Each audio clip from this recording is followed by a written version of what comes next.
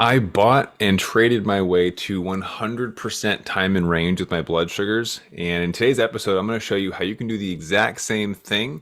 And I guarantee you it is not what you're thinking.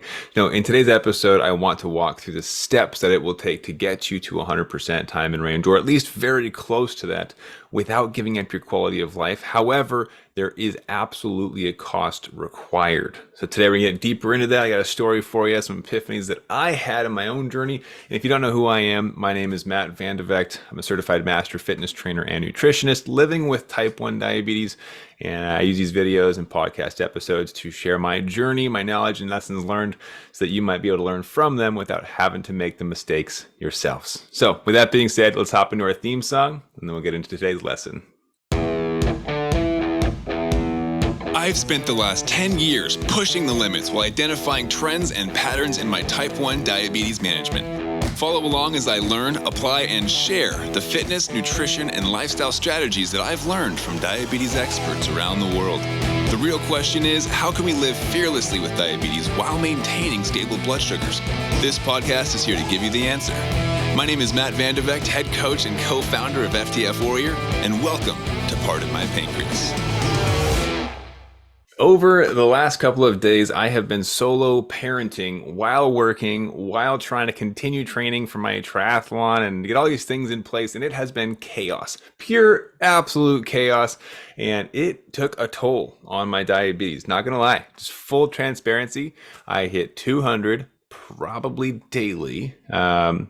In some cases more than once. It was not a fun experience, but the lessons learned I think you'll appreciate today. So I want to share this with you and also just remind you that in no way am I perfect. You know, I talk all the time about, like, this last week was still 93, I think it was 93% time in range for the week. There's a way to do that, right? And still even living in the chaos of life.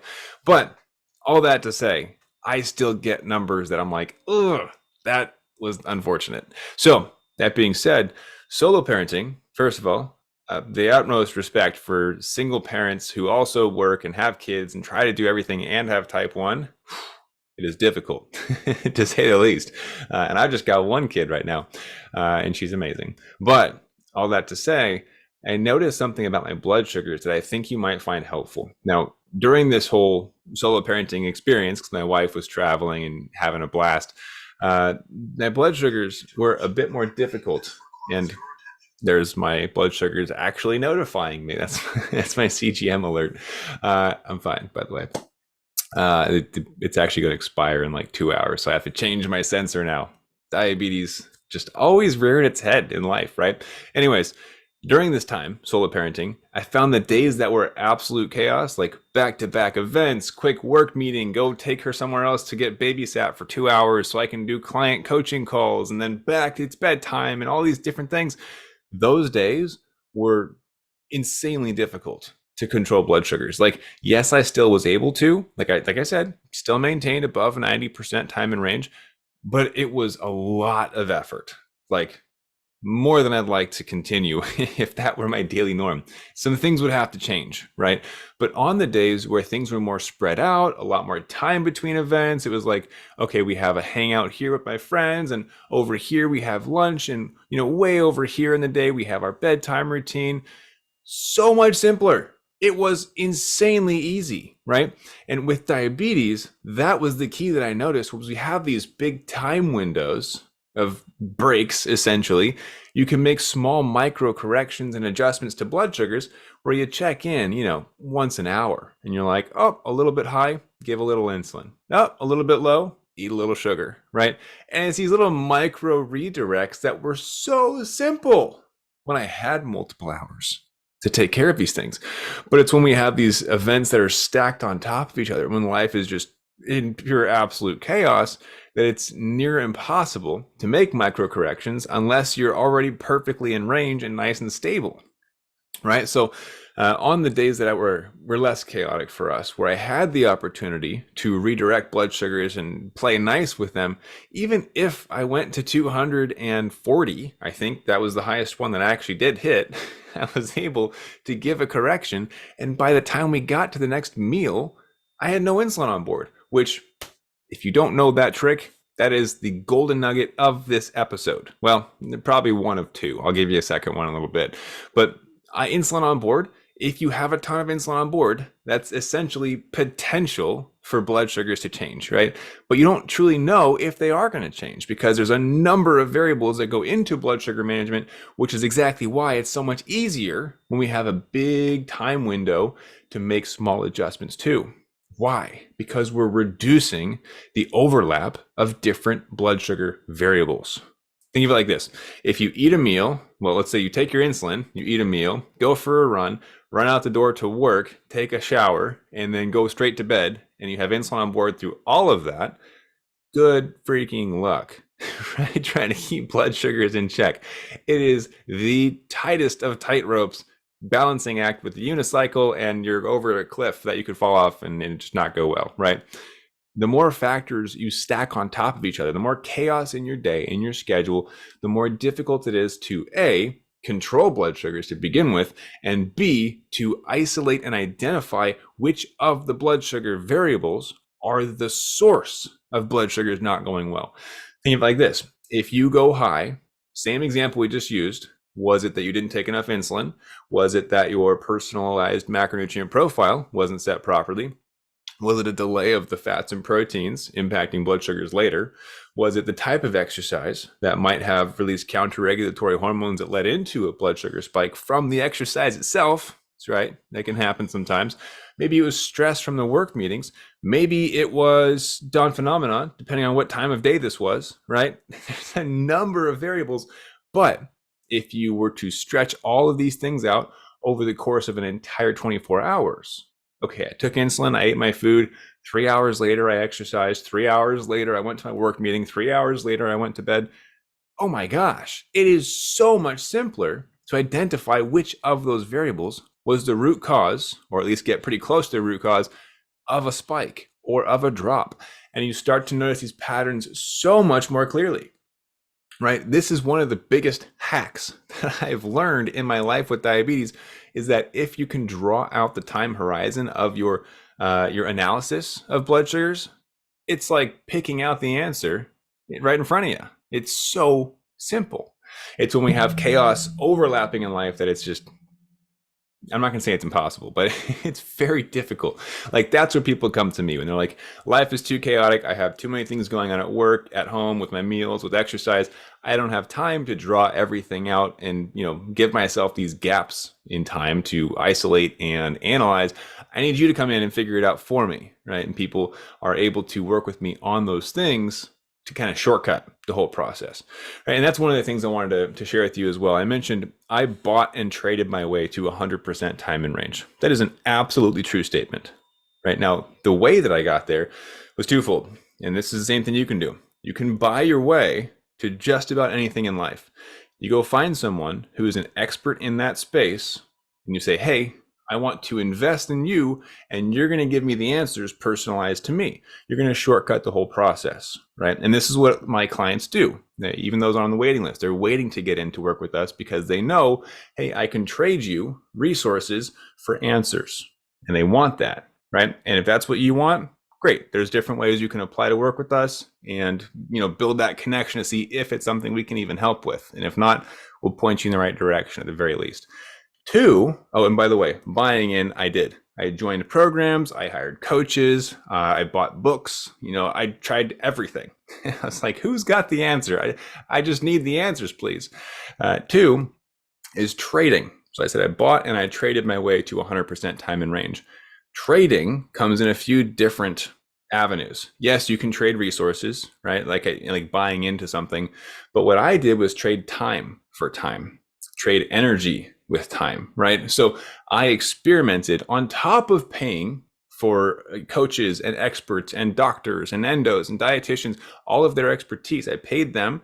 I also, because the stuff that we teach is not taught anywhere else, nobody else talks about the 80-20 blood sugar formula. No one else talks about formulas in general. The only diabetes math you'll ever encounter is carb counting and an insulin to carb ratio. Nobody talks about insulin to protein, insulin to fat resistance, insulin to exercise, insulin to stress, insulin on sick days. These are all diabetes math equations that you can build out to better serve you, to predict stable blood sugars. Anyways, getting off track. Because that did not exist, I had to buy from the experts and trade my own time, my own energy to experiment, research, go through trial and error. And through that process, I kid you not, over 2 years of daily blood sugar experiments, daily. It was a nightmare. But on the other side of that, we were able to discover that there's a formula-based approach where you can predict blood sugars, you can stabilize, you can achieve 100% time in range. This is the whole path that I used in order to stay 100% time in range through all of my triathlon sprint workouts, right? Like that's the secret. And so as you're looking at this from a larger scale, like how can I either buy in or trade in, the first tip that I want to give you for today is time windows, right? So if I can draw out the time between these different impacts on blood sugars, between these different blood sugar events, like a meal or a workout or giving insulin even, right? If you can drag out the time between those, you'll be able to see the true impact of the blood sugars, which will give you a better chance at identifying and being able to analyze these different blood sugar responses, which then you can start to piece together, right? Like, oh, okay, pizza spikes me. Crazy, who knew? I didn't know because I used to eat pizza and then ice cream. Okay, great, let's separate those. What happens in isolation, right? So this, I hope, is helpful just to kind of spark some thoughts. With my daughter and watching her, she was great, honestly. Didn't sleep, that's a wink, but she was awesome. First day, it was chill for us. And I noticed that, I was like, this is easy. I can do this solo parenting thing. It's because we didn't have events stacked back to back. I didn't have work meetings where I was like trying to juggle her and work and workouts. It was easy because it was just a couple events spread out throughout the day. So if I want to pull out my time and push things out, I'm able to give myself more room to make corrections if I go high, to eat a little snack if I go low. And I'm not rushing into things with a ton of insulin on board, hoping with my fingers crossed that I don't go low. And because most people out there don't have the opportunity to slow everything down to 2 or 3 events per day, like I did for those experimental years that I had, what we do is we help people to shortcut that process with our frameworks. And then we come in, myself and other coaches, and say, hey, I noticed X, Y, Z. We analyze the graphs with you to help you set these things up, right?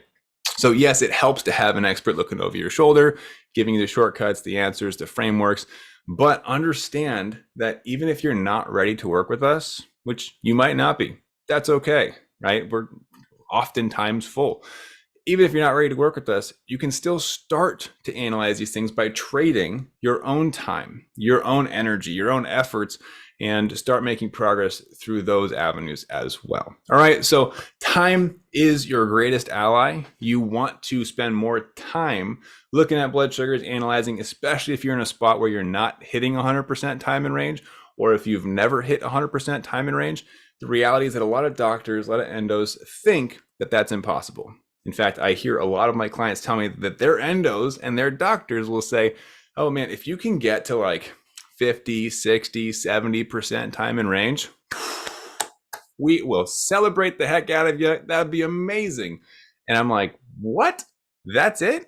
It gets so much better when you hit 80%, 90%. Diabetes starts to kind of roll a lot more smoothly, right? When you're not noticing blood sugars spiking and dropping and alarms going off all the time, it actually gets easier as your time in range increases. So what is the secret to improving time in range? Initially, it is time itself that must be given and must be watched and observed in order to identify what the heck is messing up your time in range in the first place.